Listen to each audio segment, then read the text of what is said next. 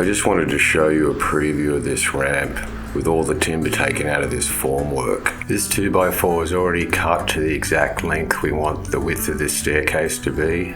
We put a stake in to lock it into that position. Double check with our square. We set this in place and then continue to join timbers on it to create the top step for the ramp.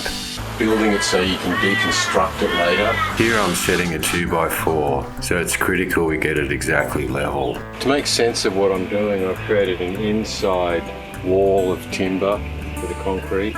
I'm installing the last major piece of this formwork. Double check over everything to make sure I've got enough strength to hold the concrete in the right place when we pour it. Once we pour the concrete and rip it out, it'll all make sense. Put a line here that matches the ramp on the other side over here. The lower ramp angle. Bolt cutters work really well for cutting this kind of mesh instead of having to use our grinder.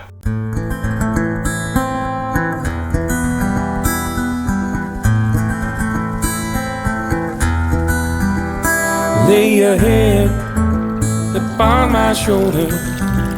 Shut off your thoughts and clear your mind.